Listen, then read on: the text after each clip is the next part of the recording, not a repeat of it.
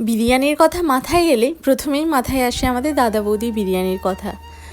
অনেক video review দেখেছি দাদা বৌদি বিরিয়ানির, তাই ঠিক করলাম ব্যারাকপুর যেহেতু এসেছি আজ আমরা দাদা বৌদি বিরিয়ানিতে বিরিয়ানি খেতে যাব।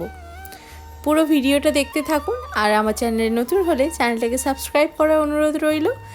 আর ভিডিওটা ভালো লাগলে অবশ্যই কমেন্টে জানাবেন। ব্যারাকপুরে একটা কাজে আমরা এখন ভেবেছি যে এখানে ব্যারাকপুরে যে ফেমাস দাদা বৌদি বিরিয়ানি খেতে যাব, কিন্তু আমরা যে কাজে এসেছি এতটাই লেট হয়ে যাচ্ছে, জানি না সময় হবে কিনা। তাও প্ল্যান আছে, যদি যাই সেই ভিডিও আমি তোমাদের সাথে শেয়ার করব। এখন আমি গাড়িতে ওয়েট করছি, আমার বোনের জন্য কাজটা কমপ্লিট করতে গেছে।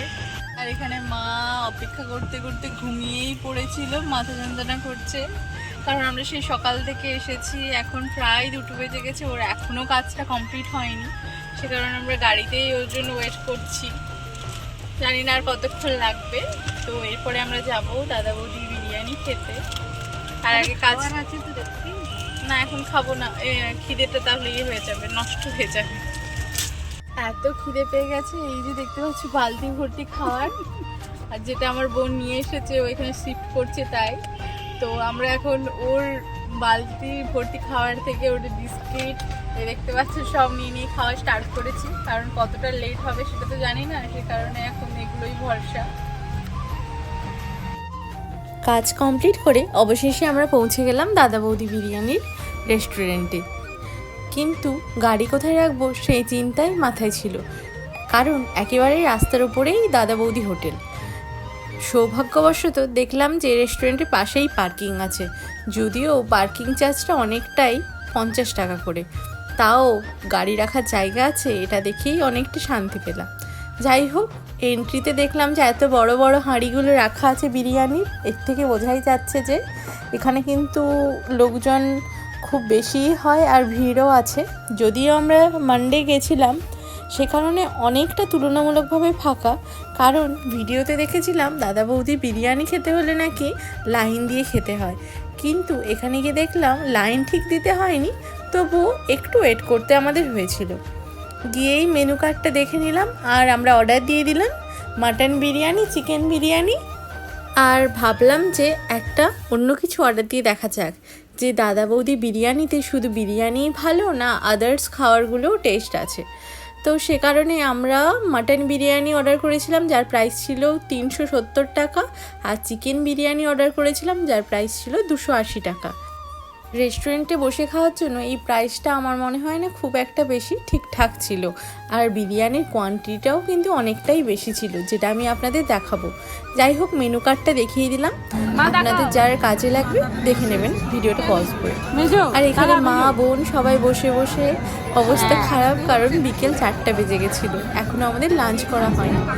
5 মিনিট বসার পরেই আমাদের খাবার দিয়ে দিয়েছিলেন, খুব একটা ওয়েট করতে হয়নি।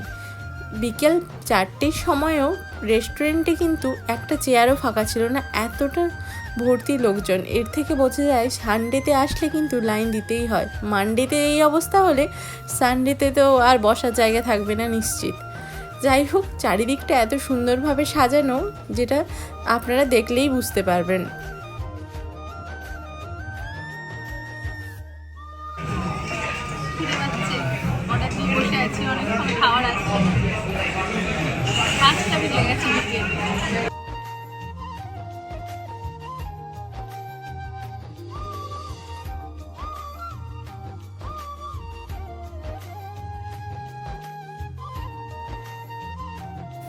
কিছুক্ষণ অপেক্ষা করার পর অবশেষে আমাদের খাবারটা দিল, তাও আবার কলা পাতাতে, দেখেই আমি খুব খুশি হয়ে গেছিলাম।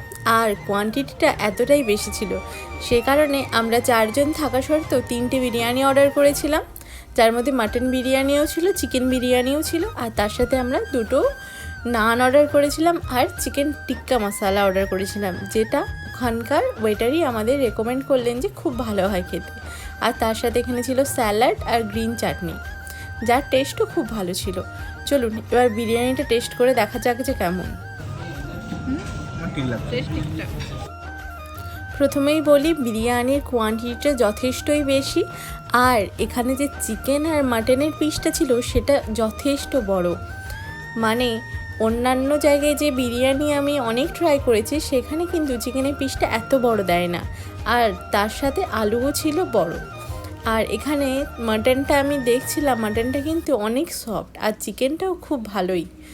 আর এখানে রাইসের যে আমি এর আগে অনেক রিভিউতে দেখেছিলাম যে রাইসটা নাকি ওভার স্পাইসি, বাট আমার কিন্তু তা মনে হয়নি, আমার কিন্তু খেয়ে ভালোই লেগেছে। আমি অনেক জায়গাতে বিরিয়ানি ট্রাই করেছি, বাট এখানের বিরিয়ানির টেস্টটা আমার বেস্ট লেগেছে এখনও পর্যন্ত। আর আলুটাও অনেকটাই সফট ছিল আর চিকেনটাও অনেকটাই সফট, খুব ওভার কুকড হয়ে যায়নি আর খুব শক্তও ছিল না, ঠিকঠাক ছিল। আর মাটনের পিসটাও যথেষ্ট বড় ছিল।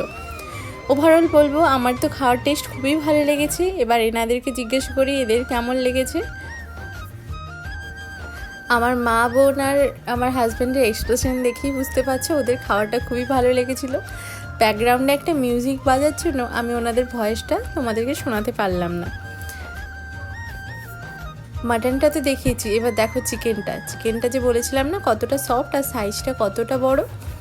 যাই হোক, ওভারঅল আমাদের তো খুবই ভালো লেগেছিলো। 3টে চিকেন বিরিয়ানি, মানে 3টে বিরিয়ানি নিয়ে আমরা 4 জনে মিলে খেয়ে শেষ করতে পারলাম না, এতটা বেশি কোয়ান্টিটিতে ছিল। আর একটা ভালো জিনিস কী ছিল বলো তো, এখানে প্যাক করারও অপশান আছে। সে কারণে আমরা যে চিকেন টিক্কা মশলা আর তন্দুরি রুটি অর্ডার করেছিলাম সেটা আমাদের খাওয়া হয়নি, সেটা আমরা প্যাক করেই নিয়ে নিয়েছি। চারিদিকটা খুব সুন্দর করে সাজানো। আরেকটা জিনিস দেখলাম, এখানে বার্থডে সেলিব্রেটও করা যাচ্ছে বা অ্যানিভার্সারি সেলিব্রেট করার জন্য কেকেরও ব্যবস্থা আছে। এই জিনিসটা দেখে আমার খুব ভালো লাগলো। আর এখানে চারিদিকটা এত সুন্দর করে সাজানো। চলো বাইরেটা কেমন সেটা তোমাদের দেখায়। বিকেলবেলা এসেছিলাম, সন্ধে হয়ে গেল, তাই জন্য বাইরে লাইটিং দেওয়া আছে।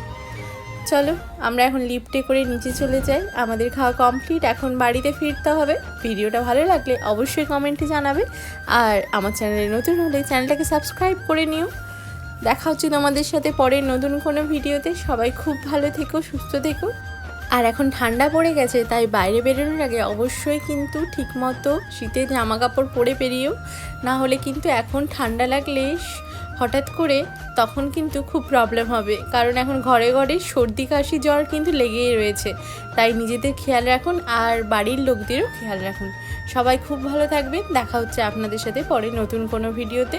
আর আমার ভিডিওটা দেখার জন্য আপনাদেরকে অসংখ্য ধন্যবাদ। সবাই খুব ভালো থাকবেন।